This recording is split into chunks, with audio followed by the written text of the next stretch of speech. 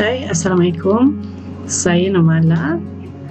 Kepakaran saya adalah membantu kaum wanita yang mengalami masalah keguguran rambut yang kronik, rambut semakin menipis, untuk mengembalikan kepada keyakinan diri dengan modal ataupun kos yang rendah, untuk mereka kembali berkeyakinan dan tersenyum hingga ke telinga.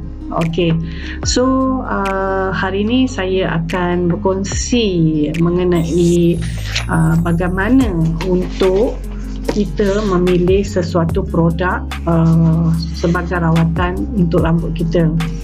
Okey, pertama, kita mestilah memilih produk yang halal. Okey, yang halal yang diluluskan oleh pihak JAKIM, yang diiktiraf halal dari bahan-bahan yang digunakannya, untuk memastikan bahawa produk tersebut mengikut ciri-ciri kita sebagai seorang Muslim, dan ibadat kita diterima. Okey, dan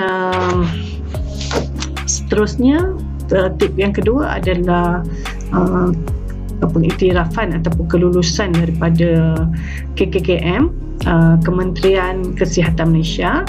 Mengapa kita perlukan kelulusan daripada KKM? Kerana daripada situ kita tahu produk itu telah diuji ataupun diambil sebagai produk yang selamat, kerana dia menggunakan bahan-bahan yang tidak merosakkan atau memberi kesan sampingan kepada rawatan untuk rambut kita.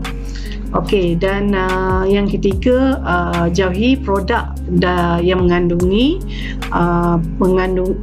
jauhi produk yang mengandungi bahan-bahan chemical, kerana chemical boleh merosakkan rambut dengan cepat, dan di samping itu merosakkan ataupun mengeringkan kulit kepala kita. Jadi lama-kelamaan kita akan mengalami masalah di kulit kepala, dan salah satunya adalah kita akan terasa kepala kita atau kulit kepala kita gatal. Itu antara salah satu sebab kenapa kita perlu jauhi produk daripada bahan-bahan chemical.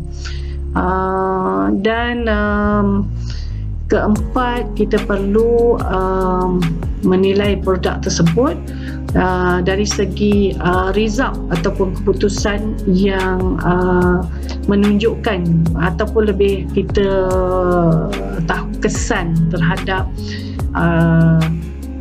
kita bila kita pakai produk itu, menunjukkan kesan yang mujarab.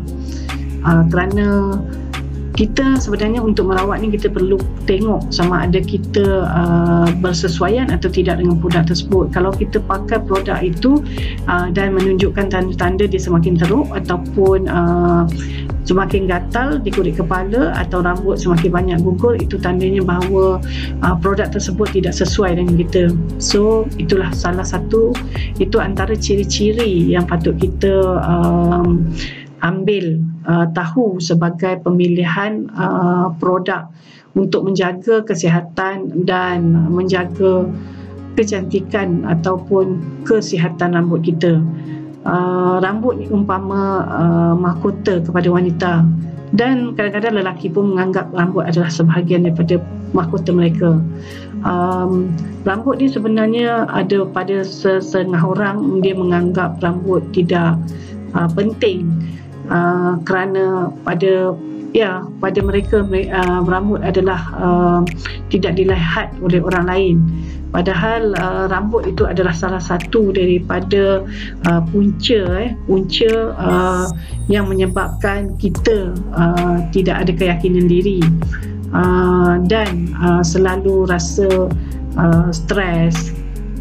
Kenapa saya cakap begitu? Sebab seandainya anda mengalami masalah rambut yang tidak sihat, bila terutamanya bila kita berada di waktu panas, terdedah pada cahaya matahari, rambut kita dengan mudah akan berpeluh dan akan secara tidak langsung kita akan mengalami masalah kegatalan di kulit kepala, dan di situ kita akan merasa tidak selesa, dan ini menyebabkan keyakinan diri kita akan mula menurun, terutama bila kita berada di khalayak ramai.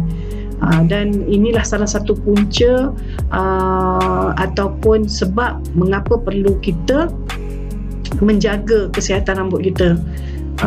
Rambut sebenarnya adalah salah satu daripada kunci untuk kita menjaga kesihatan daripada atas hingga ke bawah. Jadi tidak mustahil sekiranya anda mengalami masalah rambut, anda mengalami masalah tekanan juga. Jadi dengan itu saya harap perkongsian ini dapat memberi sedikit manfaat pada kaum-kaum wanita di mana mereka kadang-kadang tidak sedar bahawa ini adalah salah satu daripada punca bahawa kita tidak mempunyai keyakinan diri ataupun punca kepada permasalahan lain. Jadi sekiranya anda perlu sekiranya anda mengalami masalah ini, saya nasihatkan anda supaya mencari jalan penyelesaiannya dan memberi keutamaan untuk merawat. Jangan tunggu sehingga anda mendapat masalah yang lebih teruk ataupun lebih kronik, dan di ketika itu anda akan mengalami masalah. Pertama, akan ambil masa yang lama untuk merawat, dan kedua, kos yang terlalu tinggi untuk merawat permasalahan tersebut. Jadi dengan itu saya berhenti setakat ini, dan saya akan berjumpa anda di lain waktu. Dan nasihat dari saya, boomkan diri anda sebagai wanita yang berketerampilan. Assalamualaikum.